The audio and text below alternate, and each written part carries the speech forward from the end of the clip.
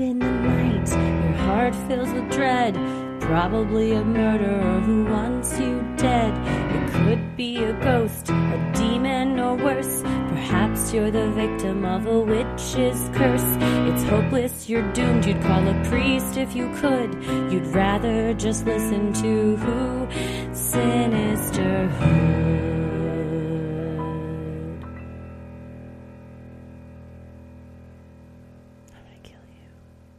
Hello and welcome to another edition of Freaky Friday, where we tell your odd but true stories.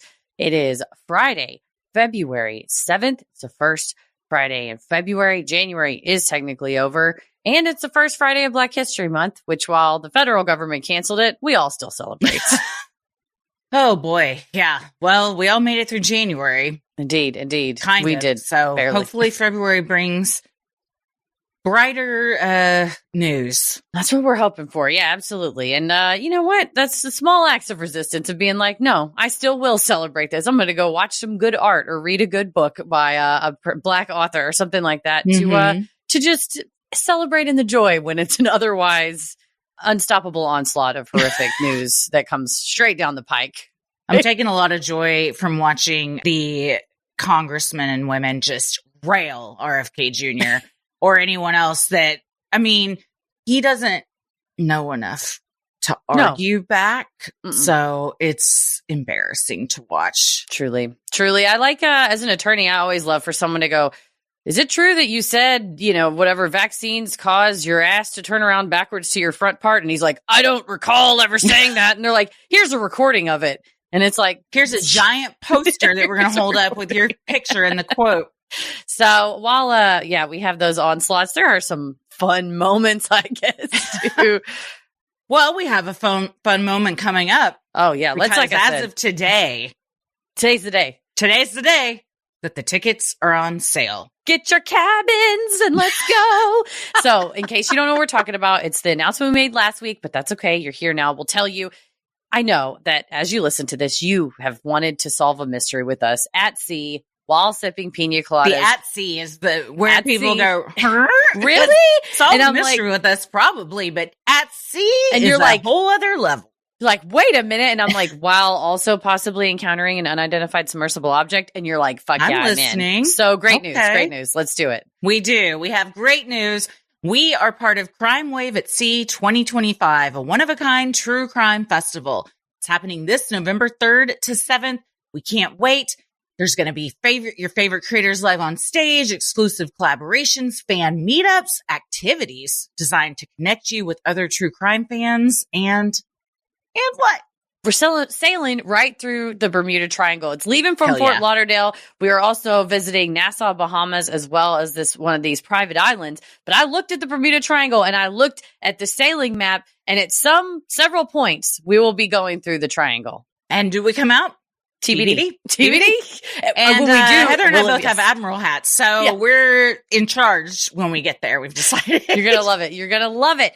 You can tickets for this incredible experience are on sale today, noon Eastern time, but you got to act fast because spaces are limited. You first head to crimewaveatsea.com/sinister, grab your fan code, and then use that fan code to buy your tickets so you don't miss out. And so that they know you're with the Crime Wave at Sea and not just generally going on the cruise. You're going on our cruise with us. Yes. You got to get the fan code, then get the tickets. Then we get to meet an alien, aka the octopuses that live in the ocean. Absolutely, we do. Maybe see a base. Maybe You've they'll been take telling us us down. Yes, you've been telling us. In addition to live shows, panels, and true crime fan meetups, you'll also get classic cruise perks like endless food, exotic destinations, and the potential existential terror of being surrounded by miles of open ocean. I'm just trying to stare out that window and just watch the horizon that never ends. I can't wait and just contemplate my existence. But it's also worth it to say you went on vacation with us. And, it's the best thing to go on vacation with us, certainly, but it's not just us. No. You get performances from Henry and Ed from Last Podcast Side Stories, Dan and Lynn's from Scared to Death, Katie and Whitney from True Crime Campfire, and more. And also maybe a Kraken. I can't say they're going to be there, but also they're always with us in the seas. They own it. They can do 8 shows at once. So there's a lot. Juggling plates. He could be doing an open mic, playing a sax. You don't know what kind of entertainment you're going to get with a Kraken. Never. So set your reminders. Join us for Crime Wave at Sea 2025. Don't forget to use hashtag Crime Wave 2025 so we can see all your posts about the inevitable strange lights and aliens and orbs and drones that we're all going to see staring up into the night sky over the dark sea. Absolutely. It's going to be unforgettable. Go to crimewaveatsea.com/sinister and we'll see you on the ship or the mothership. Maybe. Maybe. We got another fun plug too. Yes. Similar to Freaky Fridays, but instead we're doing videos this time. Hell yes. Shout out to everybody who joined us for our porch live stream on the 30th of January. You can go back and see it. We like to go live from the porch for chaos and shenanigans. Oh my God. Yeah. Whenever I haven't called her back, by the way, but I will today. I woke up today and was like, did that really happen? Yes, it did. Someone commented on our Instagram. I thought Jessica was real too. And I was like, she's real in our hearts. If y'all know what we're talking about, go over to youtube.com/Sinisterhood podcast. Subscribe to our YouTube channel. It's free to subscribe. You can watch the replay of the Jan 30 porch live stream. Porch live streams where we do whatever we want. Sometimes we read weird old tabloids. That's what we were doing on the 30th. But starting the Sundays now, as we speak, you can join us 8:30 p.m. Central Time to watch fun videos. You send them in, we're going to react. We're calling it Sunday Scaries. Send us your scary, weird, hilarious videos. We will react live. If you got something creepy that you've caught on camera, maybe you found a weird clip or a fun TikTok, maybe you just have a funny video you really need us to see. Send it our way and we'll react live every Sunday on our YouTube channel. So submit your videos now. It's sinisterhood.com/scaries. And both of these, if you just go to sinisterhood.com, there's a big old banner at the top. If you're like, I'm driving, I can't write all this down, just go to our website. I put it right at the top in a banner to make it easy for you. You got it. All you got to do is go to sinisterhood.com and then toy around on there. Just, spend a few minutes, see what you like. Give it a little clickaroo. We'll see. We'll see. In the meantime, you have curated quite a lineup for us today of jaw-dropping stories, truly. It's as we say, turn alert. We're taking a hard turn into the stories now, and the first two are especially heavy. Yes. So, I want to give everyone the heads up. I'm Christy. I'm Heather, and let's get freaky. This first one is from Leah, and it's called "My Boyfriend Accidentally Rode His Bike Over a Freshly Buried Murder Victim." Content warning: discussions of rape. I wanted to tell y'all the story of the time my boyfriend was low-key on America's Most Wanted when they did the story on the Fairmount Park rapist, who is still at large, by the way. In July of 2003, my boyfriend Sam, he's still my boyfriend, marriage isn't our thing, and I had just moved to our first apartment with my cousin Lisa in Philadelphia, a city of brotherly love, or so we thought. All three of us had grown up in smaller towns in the South, so this was a whole new world to us. We were still adjusting to the high rent, public transportation, and the city rats, but we never expected to interface with a murderer right out of the gate. Good times. On Sunday, July 13th, when we had been in Philly for all of 2 weeks, Sam decided to go for a bike ride and explore Fairmount Park, while I decided to lounge around in my velour tracksuit like the hit bitch that I was. We lived by the far west end of the park, which runs along the Schuylkill River. From our apartment complex, there was a short wooded trail that would take you down to the park with a nice bike and walking trail along the river. A few hours passed and Sam came home from his bike ride and said he saw the weirdest shit on his ride. I glanced up from Yahoo Messenger to find out if it was really weird or just weird to us because we were small town kids getting used to the big city life. Earlier that week, I'd been shocked to see a guy just openly peeing as he walked down the street. But what Sam told us was far worse than public urination. Sam had been biking through the short wooded trail to Fairmount Park when he saw a guy wearing slacks and a tucked-in shirt moving sticks, leaves, and dirt around into a pile in the middle of the trail. Sam thought this seemed like an odd outfit choice for someone working on the trail. Sam slowed down and watched him from about 200 feet away for a minute while waiting for the man to finish whatever he was doing so Sam could get past him. As the guy left to go gather more sticks, Sam rode past the guy and over the pile he was working on. The guy noticed him at this point and got startled. The trail had zigzags, and by the time Sam did a zig and a zag, the guy had chased him on foot, even going off trail to try and cut him off at the next zigzag. At this point, Sam knew something was seriously creepy with this dude and decided to book it out of there at top speed. He continued along his bike ride and came home a few hours later and told Lisa and I what he had seen. The following day or two, the news began reporting that Rebecca Park, a medical student, had gone missing while out jogging. She was last seen on the afternoon of Sunday, July 13th. We realized that Rebecca lived right down the street from us. 4 days after Rebecca was reported missing, they found her body along the wooded trail to Fairmount Park, the exact same trail where Sam saw that weird shit, which was almost at approximately the same time that Rebecca was reported to have left for her jog. This was when we knew we had to call the cops. We realized Sam had literally witnessed the killer in the act of burying Rebecca Park's body. It was immediately chilling to realize he was out there covering up his crime in broad daylight. It's totally speculation on my part, but I don't think he intended to kill Rebecca. He was a serial rapist, and Rebecca Park was his only murder victim that I'm aware of. So anyway, Lisa and I put on our big girl panties and decided Sam needed to call the cops ASAP. He didn't disagree in theory, but because he was raised by hardcore hippies who brought him up to avoid the police at all costs, he was hesitant. Where he comes from, you just don't trust the cops. I remember Lisa and I explaining to Sam that we had to report this for Rebecca's family, and also pointing out that Lisa and I could have very well been the ones to have gone missing. This finally convinced Sam to contact the police. The police asked him to come down to the station, where he was interviewed by a few different detectives.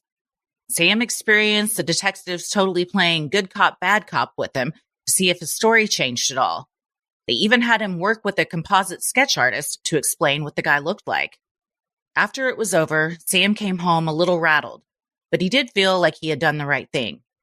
The very next day, the detectives called and asked to come to our apartment because they wanted Sam to show them exactly where he'd seen the man, and they wanted to interview Lisa and I too. After Sam showed the detectives the spot where he'd seen the guy moving sticks around, the same spot he had rolled over on his bike, the detective said, "Yeah, that's about where we found her." I talked with the detectives that day as well. They basically asked about the time frame of the day, asked how Sam behaved after coming home from his bike ride, and what his story had been when he got home. I'm not going to lie, it was more than a little weird that they were actually ruling out my own boyfriend as the rapist/murderer. But I stayed calm because I'd seen enough cop shows to know there was nothing legitimately suspicious about 2 art students and a dude who works in a greenhouse. That was the last time we had any contact with the detectives or police about the events of the day. However, we began seeing wanted posters around our apartment building and neighborhood stores featuring the same composite sketch Sam had helped create. Eventually, the police put out an official statement that they believed Rebecca Park was raped and murdered by the Fairmount Park rapist. The Fairmount Park rapist had been attacking women in the park since April of 2003, just a few months before we showed up in town. Rebecca was his second rape victim and his first murder victim. He attacked again in October of 2003. All of the attacks occurred within a 1-mile radius, and investigators used DNA evidence to link the same man to all the crimes. The Fairmount Park rapist attacked again in August of 2007. He is still at large, and I am not sure if there are other reported attacks by him. In 2005, America's Most Wanted did a story on the Fairmount Park rapist, and Sam was described as, quote, a man on a bike during the show. They even used the composite sketch that Sam had helped create. I loved America's Most Wanted as a kid and freely watched it because it was the 80s and parents didn't pay attention to what kids watched back then. At least mine didn't. My biggest obsessions at the time were Smurfs, Michael Jackson, and TV shows that were far too violent for someone my age. I remember watching America's Most Wanted and wondering if anyone I know could ever end up on that show. Turns out, yes. Here's a link with the sketch and more information on the Fairmount Park rapist. Well, the good news is they appear to have a suspect in custody. He's been charged with Rebecca Park's murder, charged with several of the Fairmount Park incidents, and due in part to this sketch. I mean, the DNA has tracked him and he had attacked someone else and the DNA all came through. But just having people aware and having that eyewitness has been helpful. And it looks like him too. Oh man, this is one of the wilder stories we've got in. To really think about, you're just riding your bike and then knowing what you just rode over. But there is something about seeing someone do nefarious things in the light of day that makes it, to me, even creepier. Yeah, because it is a person who is bold enough and willing enough to even get to the point where they're having to now hide the body of at least one of their victims. And then they see you and start chasing you down because the DNA showed that the Rebecca Park incident was obviously not the first one and then definitely was not the last one. So he was a motivated, violent offender that I tried to find an update on his trial. I just saw where in December of 2023, he had been arrested and the DNA linked him and stuff. Wow. So 2003 to 2023. Yeah. 20 years and 20 years. Perhaps more that was going on before, it even started being reported. But man, Sam, you did the right thing, and y'all did the right thing by encouraging him to call it in, because that's definitely weird, sus behavior. And when you find out the next day somebody legit has gone missing and right in that spot, I mean, your stomach just drops because you've got to know. I totally witnessed that.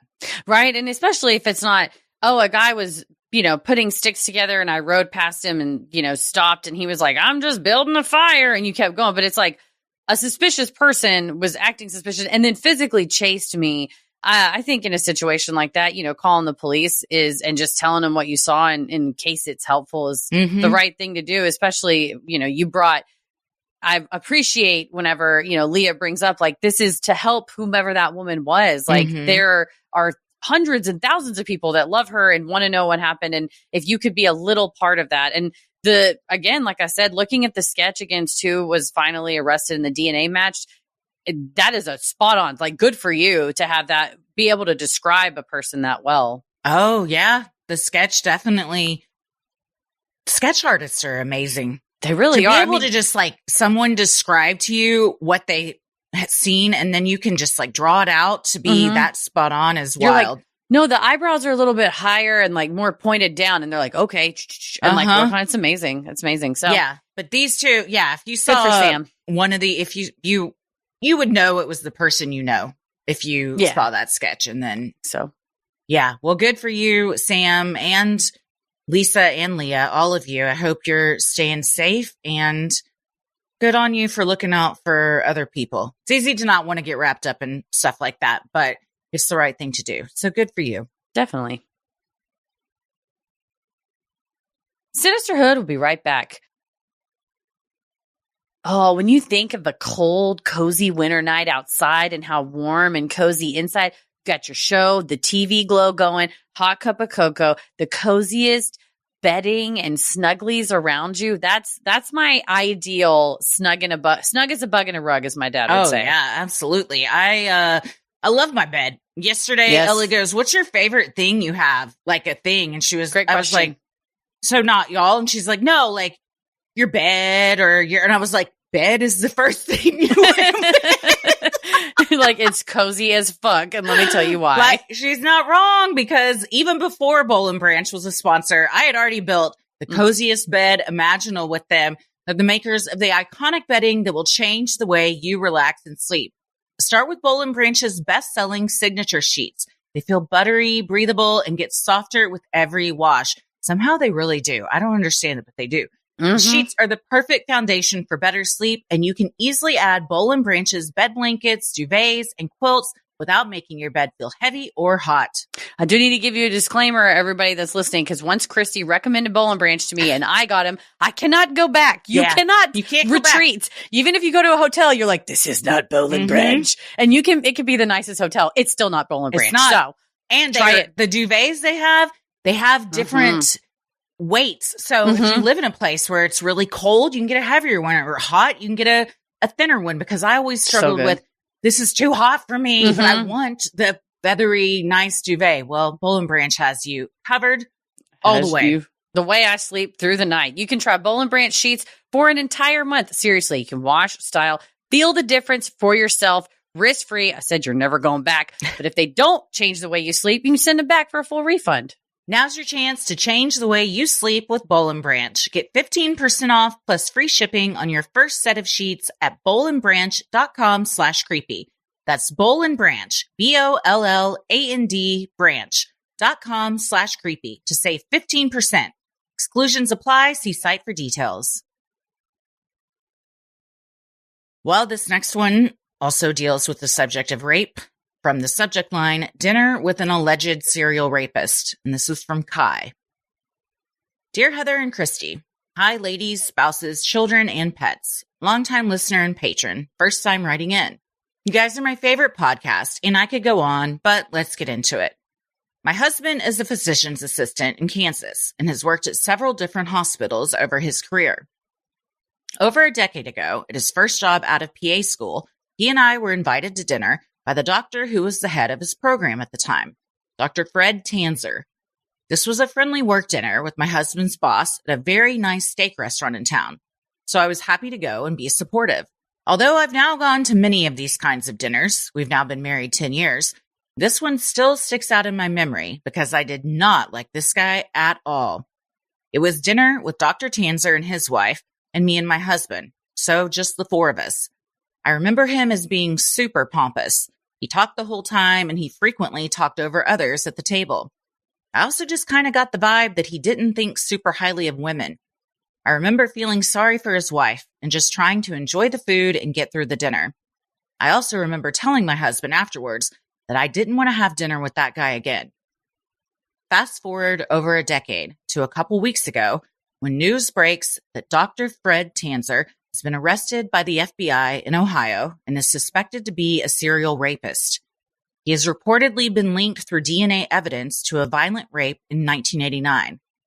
I don't want to go into all the details here, but basically, he broke into a woman's home, waited for her, surprised her, and tied her up, and then proceeded to violently assault her over a period of 4 to 5 hours before leaving. This heroic woman reported her rape and had a rape kit done way back in 1989, which must have been very difficult. Recently, the DNA from this 1989 rape was linked to Dr. Fred Tanzer, and he was arrested. The rape victim turns out to be the best friend of Dr. Tanzer's wife in 1989. He has since remarried to the woman I met at dinner. He raped his wife's best friend, allegedly. Again, I don't want to go into all the details here. This whole story would take a mini-sode at least to tell. But if you Google him and read about the case, it's clear he planned his attack. He came prepared with what he needed to perpetrate the crime, and he took precautions to hide his identity. To my true crime brain, it does not seem like his first or only attack. It comes across as someone with experience. Even the fact that he attacked his wife's best friend, which is such an unnecessary risk of being recognized, seems like something only someone with a lot of confidence would do. The statute of limitations on the 1989 rape has already expired, but he is being charged with lying to the FBI. He lied when confronted about facts of the rape. He has also been linked to 2 more rapes, allegedly, and the Cincinnati police, who investigated the 1989 rape, have publicly stated that he is likely a, quote, serial offender. The FBI is asking the public to, quote, consider the circumstances of the rapes and the locations where Tanzer has lived, and to report similar information. He has been linked to Kansas, Colorado, and Ohio. He's currently 66 years old. Now getting back to my husband. My husband worked with this asshole for several years, but I don't really have any other stories about him that are noteworthy. Sounds like the two of them had a pretty normal working relationship, and he was a competent, if arrogant, doctor. A lot of doctors are pretty arrogant, though, so I guess nothing seemed unusual as far as my husband could tell. One last thing, though. If you Google Dr. Fred Tanzer and look at the image results, my poor sweet husband shows up in the first 3. Dr. Fred Tanzer is standing right next to him. So random, but that's my brush with true crime. I'm also including a link to an article about Dr. Tanzer. Thank you for all you do, ladies, and thanks for sharing my story, or at least reading it. This is an eerie guy and an eerie case. He looks like evil. Yeah, you just went about your day like everything was great at the hospital, didn't you? Meanwhile, for decades, you have been a sophisticated and brutal, is the federal affidavit language. They said that in his dresser, they found zip ties, a black hat, restraints, and a gag all together, like his little kit that he could go grab out of his dresser. And it looks like Starbucks did him in. He got a venti Pike Place with 3 Splendas and a half-inch room for cream, and he threw it away at the DMV, and they picked it up and tested it. So my question is, and I haven't dug too much into it, so it might be answered in those articles, of why they suspected him to go seek out his DNA. In March of 2024, he became, quote, a prime suspect, and it doesn't say why that I can see from this brief article, but like Kai said, that would probably take a whole minisode to cover it, but it looks like it was coming back, and there's DNA in the case, and it might have been a case of, hey, we've got this rape kit from 1989. Why have we not tested it? Was there even a suspect? And it's like, I'm sure if you went back and asked this lady, if your best friend's husband raped you, even if he had on a mask, it said he took extreme measures to conceal his identity, I feel like you would know. Maybe. Would be like, I felt like, am I crazy? I'm not saying that she did anything wrong whatsoever. I'm just saying that might be an easy way to just ask the victim, even though it's been the ball has been dropped for 2 decades, to go, hey, we're picking up this cold case. And she's like, yeah, I think I told you a long time ago. Nobody did anything. Yeah, I didn't see if it said that she told them, just that she was very brave and got the extremely kit brave done, especially in 89. Yeah, it was a different time. It is very bold to commit a crime like that against your wife's best friend. Whether or not you know, I don't know. You might be just fighting for your life that you're not even thinking straight to.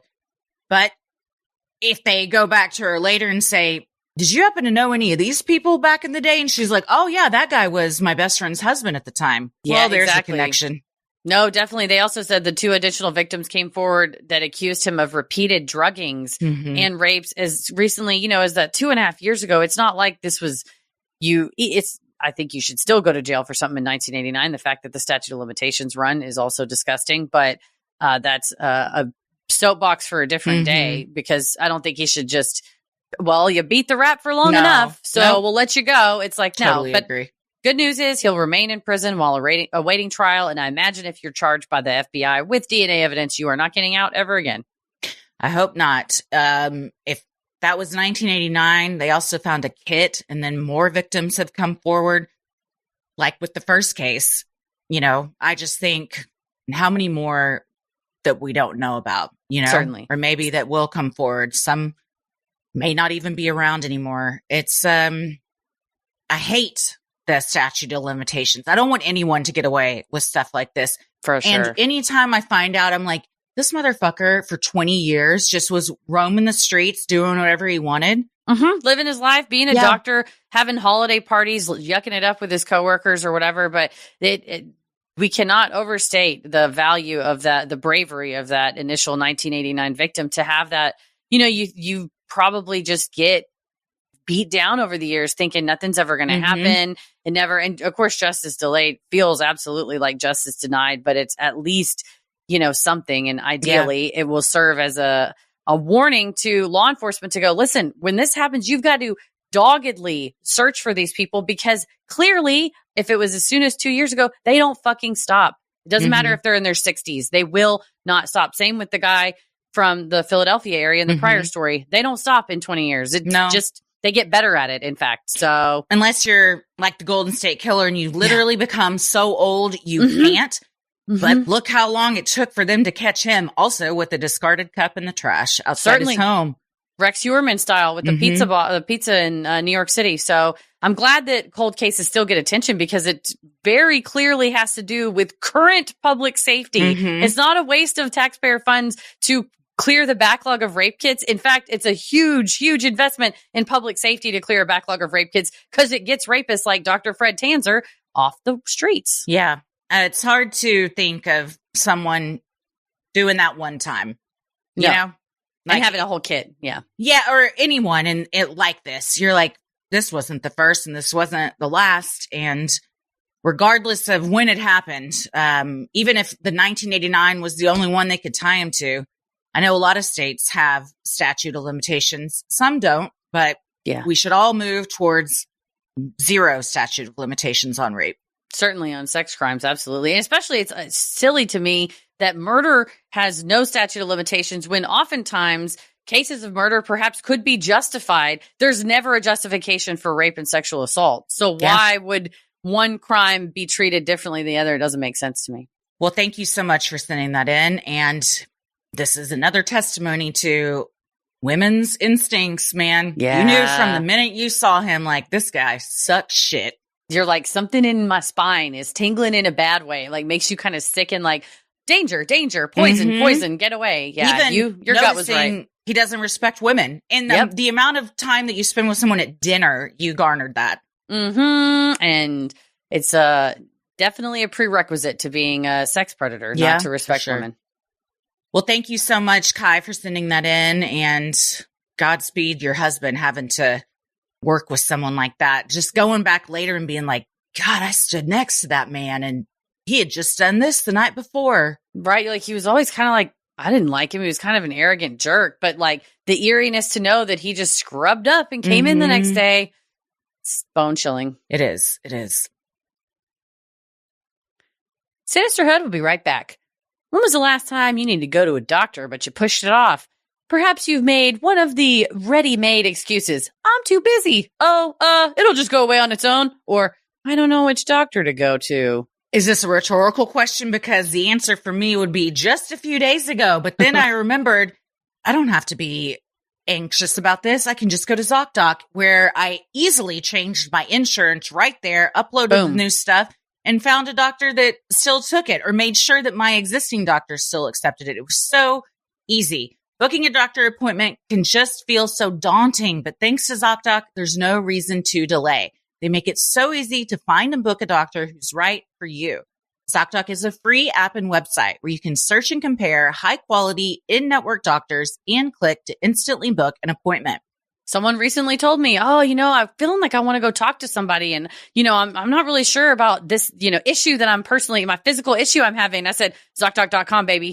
Like, this is the way. I can tell you it's so easy to find. They were like, I'm just going to push it off. Like they said, it'll be fine. I'll be fine. It'll just go away. I'm like, no, go talk to somebody. It will not go away. So we're talking about in-network appointments with more than 100,000 healthcare providers across every specialty, from mental health to dental health, eye care to skincare, and much more.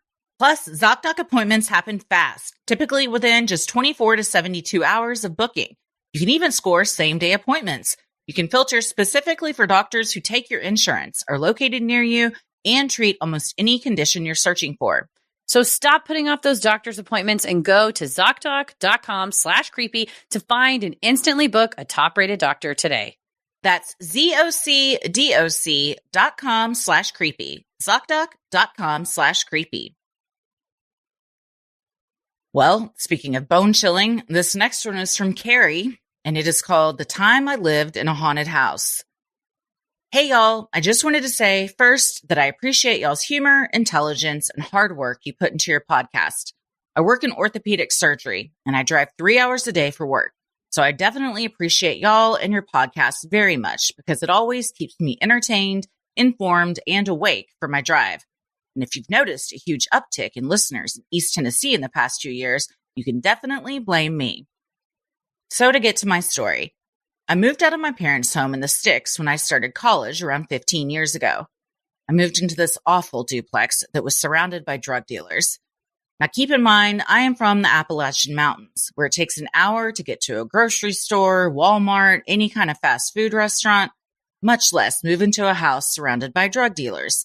I was late for class multiple times because they were either blocking my car in or the bounty hunters were there trying to collect their debt. Eventually, I made friends with someone in school who let me move into their mom's old house that was far enough away that it almost felt like it was in the country. Now, moving into this house wasn't an easy feat. It was built in the 1600s. There was no insulation in this house, and it had a heat pump installed a couple of centuries later. The heat pump only covered half of the downstairs. After a month's worth of work, it was finally, quote, move-in ready. I still had to cover the windows with plastic and all the hallways with blankets. but it was so much better than being in that toxic, drug-fueled environment. My friend warned me that no one had lived in the house for 50 years, not only because of the cold, but because of the sounds of children in the house. She was always going on with something crazy, so I never really thought anything about it. After a few days of living there, I discovered the enslaved people's quarters, a secret passageway for the enslaved people to move about the house without being seen. I know, it's terrible beyond reason. Then, after a few weeks, I started hearing things. I started hearing things bounce down the stairs like a ball. I hadn't been upstairs since it was winter, and I had blocked it all off with blankets. After multiple nights of hearing what sounded like a ball bouncing down the stairs and a child laughing, I finally decided I was going to investigate. Threw back a few beers for some courage and made my way upstairs. There were 2 rooms upstairs. One was a normal bedroom. The other was a gateway to hell, it seemed. I walked through the second bedroom that had a loft door. I opened it, and it was what I would call a tobacco loft. However, the door only locked from the outside. And inside, there were many chalk marks on the wall, like whoever was up there was counting the days. As you know, people back in the day used to hide away people who were, quote, different, so they wouldn't be seen or heard. This particular loft probably had a year's worth of marks. A family member had been trapped up there for years. They must have been young at some point, kept bouncing that ball down the stairs while laughing. I never had a restful night's sleep in that house the whole time I was there. Needless to say, I moved out after the winter because I couldn't take the very loud sounds anymore. Yeah, I don't know that I'm going to go to sleep with the giggles and the ball bouncing. Or the enslaved people's quarters. No. Here's what's crazy. Underneath. No one warned you, hey, nobody's lived there in 50 years, but just FYI, Carrie, upstairs, there's a room. Here's what happened. And then downstairs, you might also come across this. Those are things you got to disclose to someone. Yeah, certainly it should be in the listing. It's just an FYI. It might be like, oh, it's a walk up. So, there's 3 stairs to get to the front door. Also, there's tunnels beneath the house that were used for nefarious purposes. Mm-hmm. And now there's also an upstairs. And you're like, an upstairs? They're like, in a sense, like a loft. Yeah, anytime you see scratch marks, drawing marks, counting down the days, I'm like, why'd you have to count them that way? You didn't get access to like a calendar or other people to talk about what day it was. And that gives you a feeling that you don't want to shut your eyes at night to sleep underneath it. It sure does. That coupled with the fact that there were enslaved people's quarters, could be related, Yeah. And and also like Carrie said, people back in the day, and by back in the day, not even that long ago, they might have been doing something like that. So it could have just been generations after generations of what sounds like pretty violent, scary stuff. Yeah. But at least some kid had a good time at some point if it's still laughing after all these years. Oof. Yeah, I don't know. I would have a lot of questions for my friend. First of all, how dare you not tell me what I was getting myself into?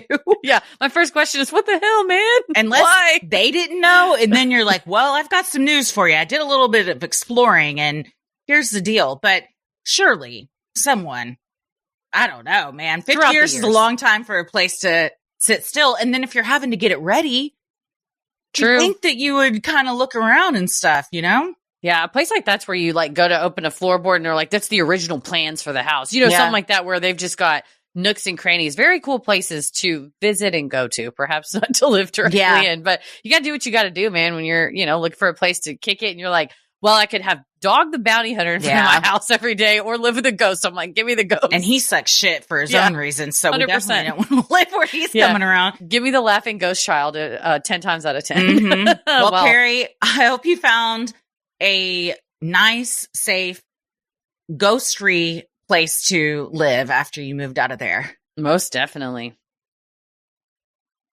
Sinisterhood will be right back. I did not know until recently that 1 in 3 women have a hormonal health condition. And what could that be, you ask? Well, it could be like PCOS, maybe something like endometriosis, hypothyroidism, or Hashimoto's. But this is an issue. So many of us struggle to feel heard or to actually receive care to manage these issues that we know we have. I was just talking to my therapist today about women's health and how there need to be better advocates for all of us finding out what's going on, especially when it's so many common things that women struggle with, but often it's not talked about. But Alara is on a mission to revolutionize women's healthcare by providing expert, science-backed, and non-judgmental care that addresses the root cause of your symptoms so you can finally feel supported and in control. The good thing about Alara is they offer virtual, personalized, ongoing medical care to treat those hormonal conditions like I listed. There's comprehensive hormone testing, ongoing expert medical care, nutrition support, and even tailored treatment plans. It's going to include medications when needed, and they help you feel your best and to manage all those symptoms and conditions. They're trusted by over 15,000 women. Something that I really value in doctors is feeling seen and heard and compassionate. And Alara provides all of that compassionate, effective care you can count on. It's all in one place. 9 in 10 patients rated their first visit 5 stars. 5 stars. Yeah, 9 in 10 with transparent pricing and major insurance accepted. Getting started is simple. Take control of your hormonal health with Alara Health and get 25% off your first month of personalized expert care by visiting alarahealth.com/creepy today. Alara is redefining women's health with expert care for your unique journey. Get started with Alara Health's Compassion First expert care today with 25% off your first month when you go to alarahealth.com/creepy. That's alarahealth.com/creepy to enjoy 25% off your first month right now. Well, this next one's from Nikki, and the subject line is, My Friend, the Medium. I deeply appreciate you both and your podcast. I love your candor, the legal and logical information sharing, your office references, motherhood empathizing, IBS sympathizing, humor, and friendship. Thank you for being your authentic selves. In a recent Freaky Friday, a listener discussed a medium connecting her with her father, a late Vietnam veteran. Thank you to that veteran and the family for their sacrifice. May he rest in peace. Christy, you asked for medium recommendations, so here is my experience and recommendation. One of my dearest friends is a psychic medium. While I have loved her since the inception of our friendship in 2005, I was cynical of her supernatural ways and always thought she was a little too woo-woo-y. But I instantly loved her because she's clearly a wonderful friend, a great mom, and an all-around beautiful human. One evening, circa 2010-ish, we were having dinner at her house, chatting away, when she randomly said, "Oh, your grandma's here." I became strangely defensive and said, "You can talk about other people's dead loved ones, not mine." Why did I react so intensely? Geez, Nikki, calm down. She deadass said, "Well, she's here, so you want to talk to her or not?" I reluctantly agreed. Sarah proceeded to describe details, almost as if she and Grandma knew I needed evidence to open my heart to receive this visit. She described in detail my grandma's house and backyard, the black rotary phone on the wall, a burn mark on the kitchen counter. Some of these details even I had forgotten until Sarah mentioned them. She described the scene when my grandmother passed away. She described it from a bird's eye view. I was actually there, so she couldn't really BS her way through it. My mom on one side of my grandma's bed, my dad at the end, and me on the other side. She described it exactly how we were positioned around my grandma and described how we held her hand as she passed. I didn't tell her or anyone this information. She just knew. She kept describing a caregiver at the facility spilling pills everywhere. They bounced off a silver tray. I know this is somehow significant as Grandma kept showing this scene, but I've never had any way to investigate it. Sarah described her vision as the spirits playing charades of sorts with her and showing her snippets and scenes. They don't talk to her, they show her. Sarah described my grandma's moo-moo. Grandma loved moo-moos. Sarah described a purple one Grandma especially loved. Sarah even described the moo-moo we chose to bury Grandma in. It was only fitting she'd be comfortable for eternity, right? It was black with red roses on it. Grandma and I proceeded to have a lovely conversation for about an hour. It was such a special opportunity to talk with her, convey things that had been heavy on my heart since she passed, apologize for being mean to her that one time when I was in second grade. I held on to that guilt for years. Grandma ended our visit by saying she loves me so much, which Sarah even conveyed in the tone and emphasis similar to Grandma's. It was beautiful. My grandma passed before Sarah and I became good friends, and I can tell you with certainty I never shared those details with her. Medium Sarah Lemos is her name, and she's gone on to be on TV. She's the medium on Ghosts of Morgan City and Ghost Town Terror. She's been on Portals to Hell and Conjuring Kesha. It's pretty special to watch your friend on TV. Abilities aside, she is a genuinely caring, thoughtful, authentic, and amazing human. I've been so proud to see her lean into her talents and make a difference in people's lives. She wasn't doing the mediumship thing too professionally back when my grandma visited. She's really honed her practice and is changing lives, teaching others, and healing hearts. The stories she has, even some way back when she was a little girl, they make my spine tingle. I'm a cynic with most things psychic, so me trusting in Sarah is significant. Pics attached of her as one of my beautiful bridesmaids, a pic of us paddleboarding, and a pic of my grandma, the other star of this story. Also, in reference to your NDE episode, I once asked Sarah about this. She said it's been shown to her that when we die, it looks like a bunch of screens set up around us, showing us every single moment of our lives. The choices we've made, the actions we have or haven't taken, the way we've behaved and treated others, every single moment is shown to us. With a pure heart, we then judge ourselves and the lives we've lived and determine our next step/phase. Self-judgment, free of bias. Isn't that a fascinating paradigm? My brain gets existential if I think about this too hard. I'll include the link to her website below if you're interested in reaching out to her. Thanks for reading, regardless if it makes it on the pod. P.S. My son had a few metaphysical experiences when he was little, and I had one a few years back. Sarah helped guide me through them. I'll share those another time if you're interested. Cheers. Well, I'm definitely interested in hearing sure. those stories. I also want to check out mediumsarahlemos.com. Mm-hmm. She's got, just a brief Google search, a ton of videos come up from shows she's been on and everything. So I definitely want to check her out. And I definitely want to start a petition for bringing back the beehive hairdo. Oh, so good, Grandma. Rocking it. And my grandma and my great grandma had them. And we still have pictures where, my God, like 2 feet tall, just hairspray. How did it even stay up? They had to get closer to God. That's why the higher the hair, closer to God. My granny had more hair like this, but my mama, when she got older, had like the curly. But this is I love it. Top notch, Grandma. Top notch. And I love the whole scarf vibe around her neck. Her scarf, the glasses.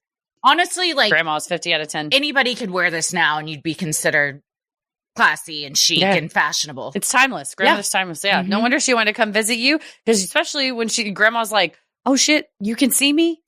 Will you tell my granddaughter I'm here? Aww. And I like how your friend's like, I mean, she's here. Do you want me to tell her to fuck off? It's kind of rude if I'm just like, Grandma, she's not in the mood right now. Your grandma's waving at me and I'm doing like the cut it out. She doesn't want to talk to you right now. She's not in the mood. No, that's incredible. I want to contact her too. I had a great experience with the medium that my sister and I did. And she said it was kind of similar, that where she was being shown things. Mm-hmm. And then when other family members saw the medium talk about someone else, they were again, it was like these physical objects almost, or like visions or scenes. And she was also able to describe like the kind of like the moment when my dad passed away and stuff like that. So it's fascinating when they tell you it's, I can't explain how, but it is like, I'm like, I can tell you that a stranger knew exactly these very specific details but I'm sure it's even more flabbergasting when it's just like having coffee with your bestie and they're like, oh yeah, so like 5 years ago. You didn't seek it out. Yeah. You're like, wait, it's what? Thrust upon you.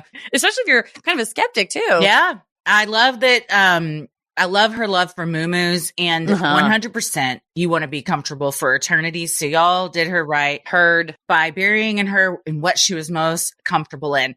The one thing that stuck out to me is super creepy was the scene being re-shown over and over of the pills hitting I don't know. Like my first thought was something was going on there.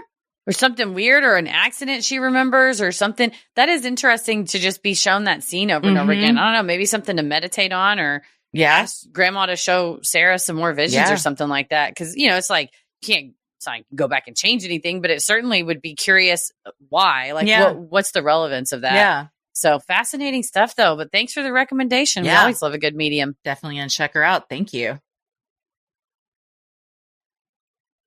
Well, this next one is from Ashley. Uh-oh. I know.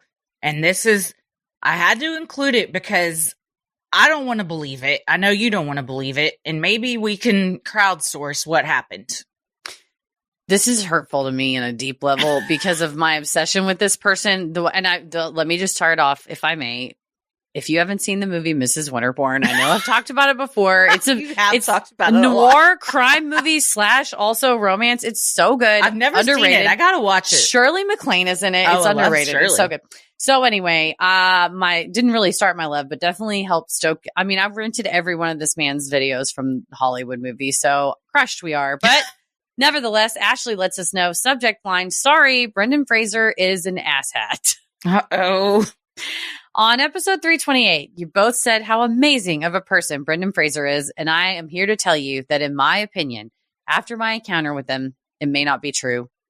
About a decade ago, I was with my daughter, then age 10, and my niece, then age 12, at the Detroit airport. We were in a tunnel between terminals on the People Mover when I noticed that Brendan Fraser and a female companion were on it right in front of us, not walking, so we were stopped behind them.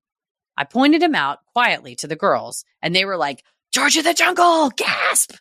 We did not speak to him, ask for a picture or an autograph, but the girls were starstruck for sure and talking about him to each other and about the movie. As the People Mover ended, we all advanced to an escalator up to the terminal. Standing behind them with the respectful amount of space, his female companion said loudly to him, do you want me to tell them to leave you alone? To which he replied, no, they're just stupid 10-year-olds.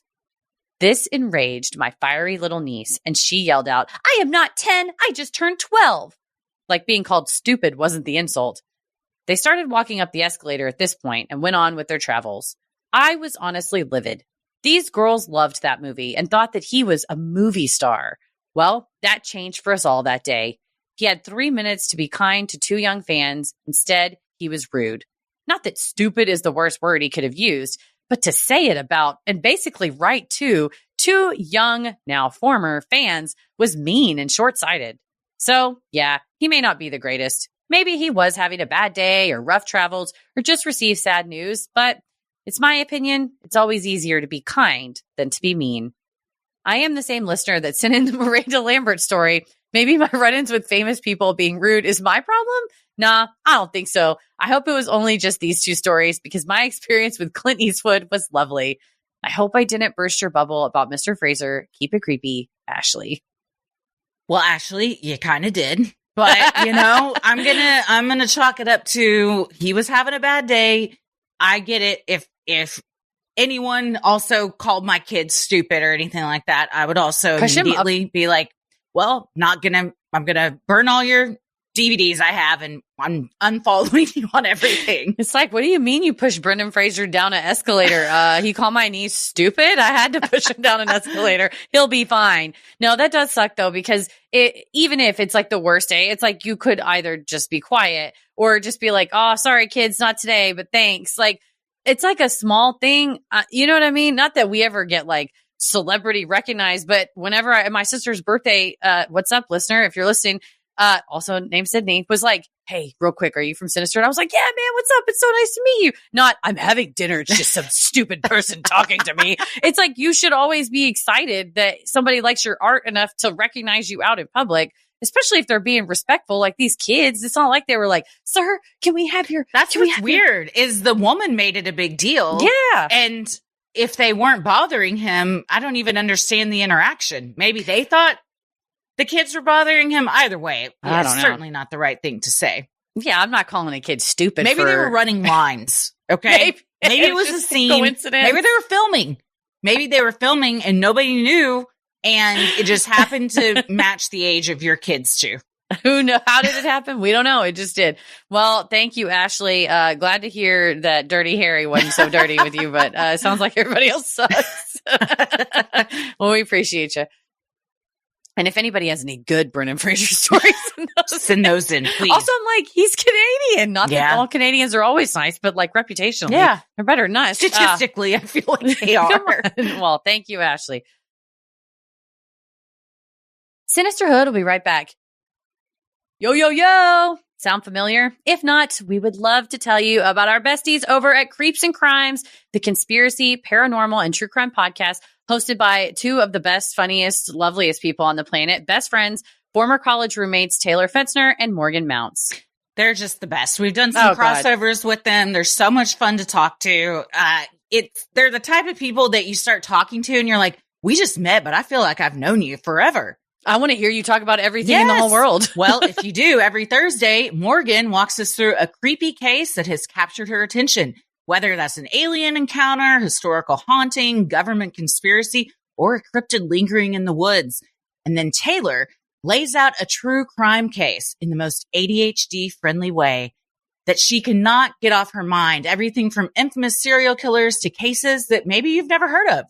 I mean, they both bring it. There's been cases that either I've heard of and then they teach me things I've never heard of, or I'm like, I've never heard of this in the first place. With a catalog of over 250 episodes to binge, Creeps and Crimes has covered cases such as the murder of Tupac and the conspiracy surrounding his death, the Miami Aerospace Academy, the Vatican Girl, and so many more. They also have special, more lighthearted segments, including their weekly bonus episode, TBB, aka the Bestie Bonus, and Creepy Accounts, where the community of besties send in their personal stories to be shared on the podcast, which sometimes features their resident angelic psychic medium, Susan. We know and love Susan. She's so great. And she can provide some spiritual input like she has done for so many others. Oh, we love Susan. Get creepy with Taylor and Morgan each Thursday on Creeps and Crimes podcast for episodes filled with deep dives, chit chats, and storytelling that's going to keep you locked in, whether you're driving your car, cleaning the house, working at your desk, or sitting down for some alone time. These besties are awaiting you with open arms, and you will love their warm embrace. They're great. Listen to Creeps and Crimes on Apple Podcasts, Spotify, YouTube, or wherever you get your podcasts. Well, this last one is from Aaron, and the subject line is, the time I shat myself as a baby grad student while giving a family their Christmas presents. It is time. I feel ready for the world to hear the most embarrassing story I have. This is the story of how I shat myself as a baby grad student while I was giving a mother all of her and her family's Christmas presents. I was 25, in my last year of grad school for social work, so full of hope about how I was going to change the world. So naive I was. It was the last day before the schools went on winter break, and I was a synergetic play therapist intern at a small Title I elementary school. The organization I was an intern for was so wonderful, and every year they purchased Christmas presents for all the children and families they served. Not just a present per person, but this organization every year fulfilled the families' full lists. Most families were able to schedule a pickup after school before winter break commenced. However, one family was unable to. It was the Friday before break started, and I was determined to get this family their gifts. All year, I'd been having a hard time getting a hold of this mom for basic things like paperwork, updates about her kids, treatment, etc. Already, we had set up 2 different pickup times, and she didn't make it to either. I'd been texting with this mom all day, trying to figure out how to get everything to her. She let me know her car was currently in the shop, and she wouldn't be able to come by after school. That's fine. I offered to meet her outside her house to drop them off. She told me she was at the mechanics. Okay, what's the address? I'll meet you there. Radio silence for a couple of hours. It was 3 p.m. School released, and still no response. I was packing up my things to head home for 2 weeks and taking some stuff from my office I wasn't using, specifically a small area rug. This is a very important, some would say, car-saving item for later. 3:15, and I was walking to my car, and suddenly I get a call from the mom. She apologized profusely and sent me the address to the car shop, 10 minutes away. Okay, I thought, not bad, I can do that.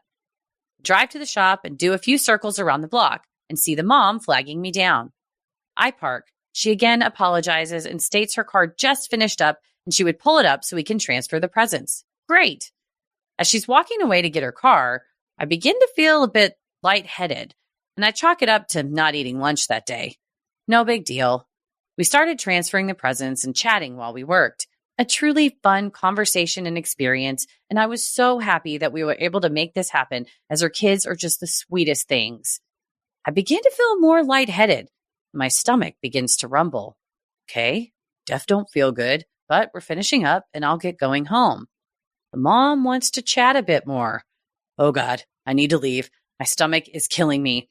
I try to extract myself from the conversation and eventually am successful. I'm quickly walking to my car and tossing a happy holidays over my shoulder while trying to keep from sprinting. I'm okay. I'll be okay. Oh, I wasn't. I was far from okay. I get to my car when suddenly a huge wave of lightheadedness hits me. I stumble. I stumble into the side of my car. My knees buckle. My hearing goes out. My vision starts to tunnel. I'm going down. My ankle gives out. I fall. As soon as I hit the ground, my butt cheeks unclench, and I absolutely and devastatingly shat myself. I was wearing my favorite jeans and knee-high boots that all luckily kept the shit contained. There was so much of it. I'm on the ground, lightheadedness gone, stomach feels great. When suddenly I hear Feel me dead. I can't imagine. When suddenly I hear oh my God, are you okay? The mom is still there by her car. She suddenly starts rushing over to me saying, let me help you up. I shout, do not come over. No. Then try to play it cool. I'm totally fine. I just tripped. I'm super clumsy. Seriously, I'm fine. Just stay where you are. I don't want to be a bother. The smell. Oh my God, the smell. It starts wafting up to my nose, and I pray to all the gods in existence that this mom isn't close enough to smell it, and I can keep her from figuring out what happened, trying to keep what little dignity I have left. It works. She states, oh, okay, well, thank you so much for everything. We'll see you in 2 weeks. She gets in her car while I'm pulling myself up. She drives off. I'm safe. Thank God. I open my door and look at my fabric seats. I can't sit. I'll absolutely destroy my car seat. I need to get home, but I'm panicking. And then suddenly, I see it. The area rug I was bringing home. It's a sacrifice I'm willing to make. Take that bad boy, wrap it around my shit-covered waist and legs. Good enough. I get in my car, begin the 45-minute drive home through Denver and to the suburbs where I live. The worst of it is over. Or is it? There's a crash on I-25, and the 45-minute drive turns into an hour and a half of me just literally sitting in my own shit and dying from the smell, despite the windows being rolled all the way down. I'm just imagining what would happen if I get pulled over for some reason. But I don't. The gods have granted me this blessing at least. I make it home, throw the rug in the trash bin, and run upstairs to peel my clothes off of me and empty out my boots and take the longest shower in existence. The end. This is the first one we've ever received where the end was written. Not only that, the end period. Yeah. This is good. It was great punctuation. That was the end of all of it. Oh, man. The boots tucked into the jeans, girl. Dude. Oh, no. But they're your favorite. You got to figure out a way to salvage them. You got Aaron, to. Damn. First of all, I don't think I've ever been overcome with such lightheadedness from needing to shit that I passed out. That is something you might want to get checked out. I don't know about all that.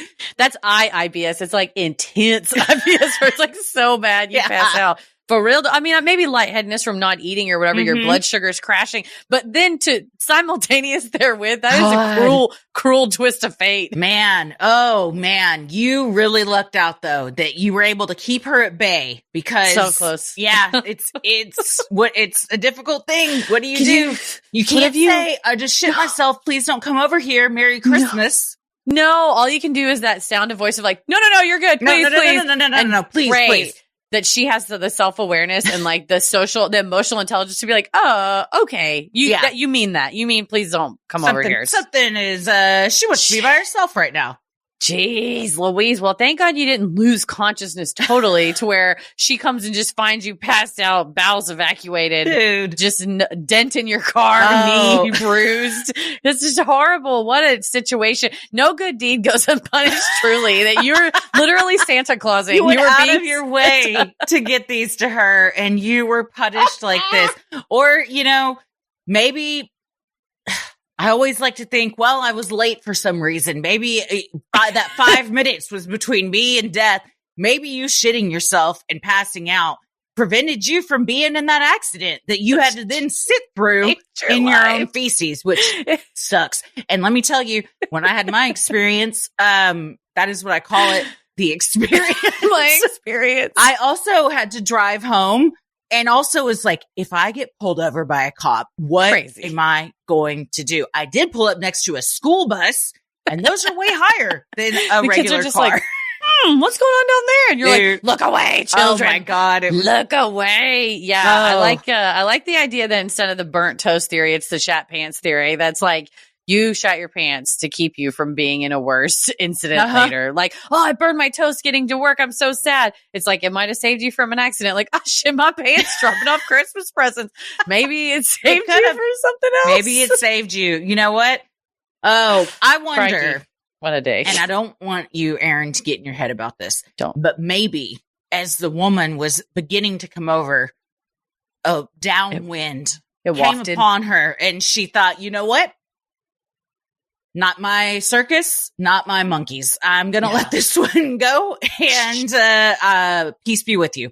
It's like, whatever's going on over there, I don't need to be a part of it. So I can't prove that you shat yourself, but something smells like you did. So I'm going to go. Something happened. Yeah, and you especially just fell down real hard.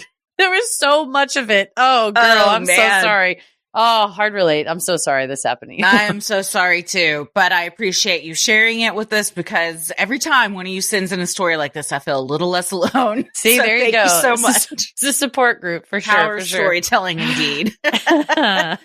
Oh man. I'm also going to start ending stuff like this with just the end, period. Finn. I love it. I love it. Well, thank you so much for sending that in. And thank you to everyone else that sent in your Freaky Friday stories. If you have an odd but true story, they don't all have to be that you shit your pants, but they can be if you want. Or just make it as good as that one. What'd you say? I said, just make it as good as that one. That was a good story. Yeah. Well, we have a "What the fuck is wrong with men" segment, so we can do I shit my pants. Oops, I crap my pants. Yeah. Or maybe you've encountered Bigfoot. You've seen a UFO. You had a brush with true crime, or you felt the presence of an otherworldly being. Send them in at sinisterhood.com/Freaky Friday.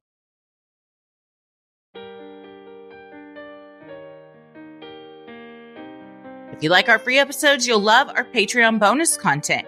You can join for free to see what we're up to next. Just by joining for free, you get an archived bonus content sent to you once a month, and there's a nice catalog of free things on there that you can explore as well. You can also join Patreon and get over 1,000 hours of various content. Oh, we just recorded a new Judge Christie. We've got a Heather Saves in the can ready for you guys to hear. We also have all of our backlog of mini-sodes as well as some upcoming ones, the backlog of all of our live stream Q&As. And there's one coming up in February, a new month. That means there's a live stream coming. Yeah. And we're going to start doing live streams, the Q&As, the third Thursday of every month to make it easy so we don't have to keep scheduling it and have people wait to the last minute. Third Thursday seemed easy enough to remember. Like it's like your HOA meeting. Yeah. It's like like a PTA meeting. Yeah, we'll just have our Thursday of the month regular meeting so that we can all prioritize it, schedule it, and be there. So we'll see y'all on the third Thursday. And don't forget to head over to Sinisterhood.com, click shop on the top banner to check out merch like t-shirts, mugs, totes, stickers, and even clothes for your kiddos. Now through the end of February, we're donating 100% of merch proceeds and matching it 100% to various California wildlife relief charities. So grab your stuff and help us support stuff. While you're on our website, you can also review the show, follow us on socials, and check out the episode description. You'll also find fun things like topic-based playlists and plus information on Crime Way at Sea 2025. Remember, tickets are now on sale when you're hearing this. So get your fan code, then get your tickets. Also, while you're there, you can submit something for Scary Sundays. Yes, go to Sinisterhood.com, click that banner up at the top. And you can follow us on Instagram and Threads at Sinisterhood Pod. Like us on Facebook at Sinisterhood. You can watch Sunday Scaries Sundays at 8:30 Central on our YouTube channel. It's totally free, open to everybody. Share it with your friends. Make sure you're subscribed. And you can watch clips of the show on TikTok. You can order a custom video shout out for yourself or the Sinisterhood fan in your life from Cameo. Happy birthday. Happy anniversary. Congratulations. Surprise. We're going on Crime Wave with Christy and Heather. Nice. Whatever you We'll want to tell. dress up in our Admiral hats if that's an announcement you'd like us to make. Yeah, if you're doing a We're Going to Crime Wave announcement, absolutely. We will wear the Admiral hats. Over at cameo.com/Sinisterhood. And Christy, where can people find you on the internet? Well, I'm going to be gearing up for the high seas. Christy and Wallace over on Instagram and Threads and Blue Sky. And I'm on TikTok at Christy or GTFO. Heather? You can find me everywhere trying to fight the whole world at Heather versus the world. As always, the devil rules the airwaves. Keep it creepy.